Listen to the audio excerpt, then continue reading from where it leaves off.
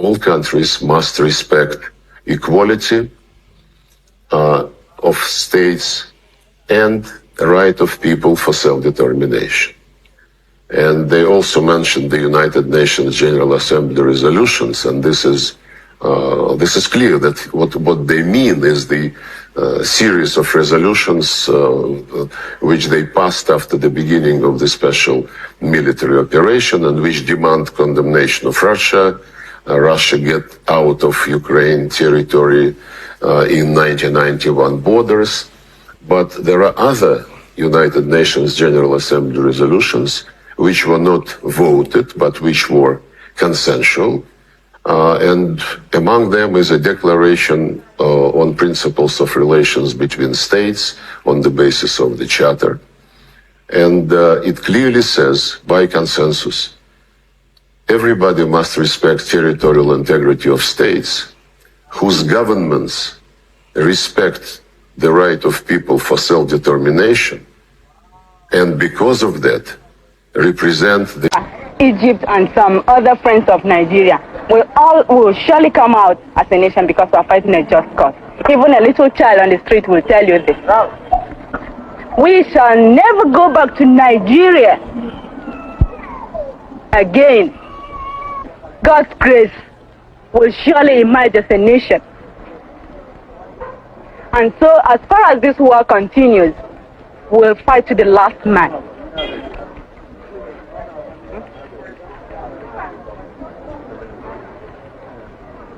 The leader of the Biafran people is His Excellency Lieutenant Colonel Chukwuemeka Ojukwu. Those hot days, the quickest, indeed, the only thing we could do was to found a place where our fleeing compatriots could at least find an end to their flight.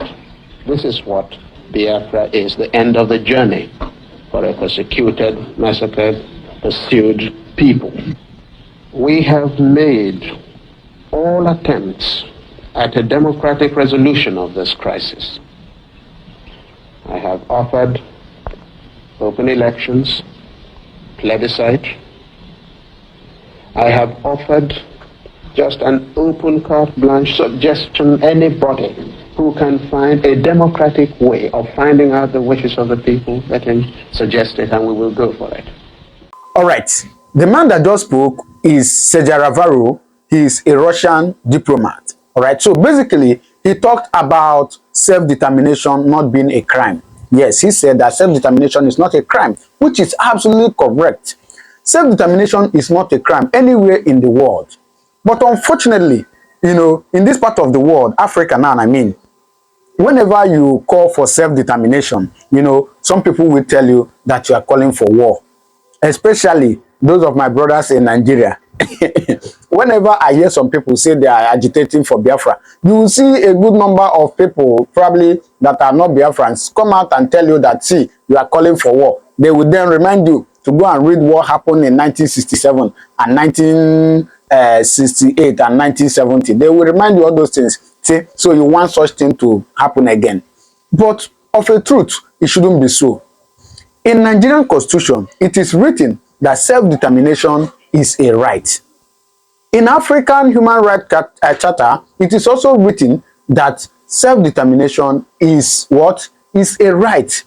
But unfortunately, in Africa, you know, we don't obey laws. What we obey is what we wish. As leaders, anything I wish I would do. Forget about the law. Just unfortunate.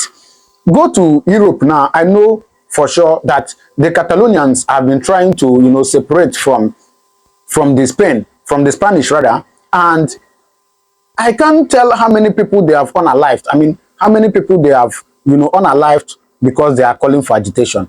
I can't tell how many people. But once you do the same thing here in Africa, your name is sorry. They will find a way to, in fact, to finish you. To finish you. Just as is happening in Sudan and South Sudan now. Since Sudan and South Sudan separated, just a couple of years ago, not too far, you know, since they separated, you know, there have been conflict, and I know that some European countries are involved in that conflict because they are benefiting from it. And that is just what the Europeans want. That is what they want. They just want Africa to be, to be suppressing themselves so that they will be benefiting. So I'm just saying this so that you will know, because of a truth, the quest for self-determination is not a crime. However, it is a right for every person or every individual. All right. So I'm going to allow you to watch this analysis that my brother gave about the Biafran cabinet and the rest of that. All right. So as you're watching it, in case you're coming across my channel for the first time, you are welcome. Do not forget to subscribe to this channel. All right. Turn on your notification button so you get notified anytime I upload a video. All right. So please kindly take a look at this. Nigerian government is getting confused over what is going on in Finland, pertaining to the man called the PM himself, the governor governing the United States of Biafra, even in the exile as they say. Now they are even saying that that is being detained, is now in the custody. Some even put it is in prison. But whichever way Nigerian media like, let them put it. But the issue remains that he is the one governing the system continuously. If you listen to Ngozi Orabese, the acting PM currently now, you discover that yes, glory be to God, because the Finland government has finally said, okay, you are free. The door is open. 2 weeks, you can go and see him. Yes, and his legacy laying down is the platform that they are following. That means she have never digressed from the foundation or from the platform of the PN himself. And the PN himself is still on the ground, giving them the way to move. Because in every disciple, there is always a Judas. Are you getting it? And probably now there is a Judas that may collide with Nigeria to become a saboteur.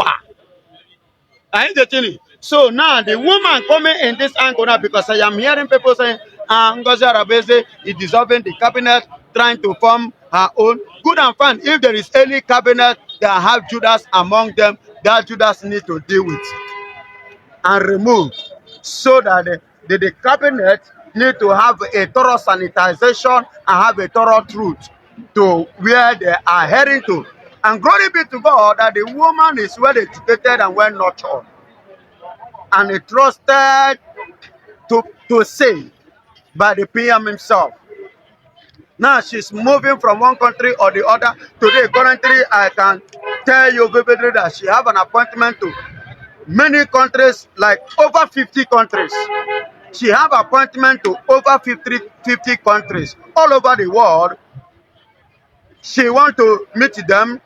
They have given her appointment to Riyadh to discuss on what is on the ground, on what is going on, and how the PM will completely have his freedom to address so many people that have already lost in their faith in the race. Are you getting it? So these things are the things that many do not know, but I want to aid today for our viewers, our brothers who are in the dark, to see themselves not being in the dark, let them be enlightened as well. Why is this sudden disagreement now? We are seeing the issue of account coming, and Simon Ekpa is somewhere watching his loyalists, almost fighting over nothing. Will Simon Ekpa not be disappointed that these are the people, this is the reason why I am here where I am? See, let me tell you, it's only a man that don't know how rain started between him. And when it will end, it's a man that will see himself in that situation and become confused or be troubled. No. When Judas betrayed Jesus Christ, Christ was not troubled, neither did he shiver. He knew that he's going to play. So the issue there is this. Why all these things are playing, this conflict, misunderstanding is, I've heard it before, I want to point it out now. Number one is Igbo man ego over a woman. How can a woman telling me what to do? It's not common among every Igbo man. It's not common. You get it? So I believe this is one of the problems. And number two problem is this. The PM himself did not have the quality time to address his cabinet before leaving them. Are you getting it? I believe this is another thing that play, because had it been that he addressed them properly and put things in order, these things wouldn't have come up now. Then thirdly, that the woman herself needed some people that will obey her, that can listen to her, that she herself can as well be trusted. And some of them among the other ones are claiming to be older than the woman, even in the system. I have been there before you. So why are you now? And the other point is this. Probably when appointing this woman as the next person before the prime minister, I believe it wasn't official. You understand me? It wasn't official. I believe this is a secret thing. And that is another thing that come to play. And that is why they are having this kind of issues. But I believe it will soon be dissolved. But it means that Simoniba actually trusted Dr. Yes. Because of antecedents. See, listen to me. Before you trust anything in the hand of somebody, you might have one way or the other have hope and trust and every doubt about that person before entrusting or commissioning anything to that person. You understand? So I believe that he trusted this woman. In one way or the other, he have tested the woman. He have seen the ability and the capability, the strength and the integrity of this woman before making such move. That's what I believe that makes him to do that. You know, but in every perfect move, there is always an atom of mistake. You understand? And I believe that mistake is what is causing this conflict between them now. As the chief of staff, is she not in a position to take full charge and issue instructions based on how inconvenient? Because we know that at the end of the day, she will give account. Yes, she have that, but based on what? These factors that I have explained. There is nothing you are doing, especially when it comes to official. When it comes officially, I don't think there should be any opposition as much. Because even if there is any opposition or opposition comes up, you will address it as the one that they are listening to. You can easily address it than the person that just coming up. You don't understand? Being a woman, for that matter. I am telling you as a typical Igbo man. You get it now? So, and that's justice. So, but the PM should equally send a kind of message that will make the heart of the accountant, minister of finance, heart, and the rest of them that are finding it difficult to cooperate with this woman. He should talk to them, call them in order, and address issues like this. If the Manipa eventually comes out and watch these things happen, who do you think he will blame? As a good leader, first and foremost, he himself should look at his own part. As a leader, if we really want to play the role of a good leader, look at it in his own angle. Did I do it well? The decision, did I make it right? Because they themselves will air their own opinion and their grievances. Then they should look into it. Hopefully it will be resolved. Sure, it will be resolved easily, because and the way the women understand things always different from the way men understand things and reason to one another. You know, it will easily resolve. So, what do you think? What do you think about this video? Drop your comment on the comment section, and please, I beg you, do not forget to subscribe to this channel, right? Thank you, and God bless you.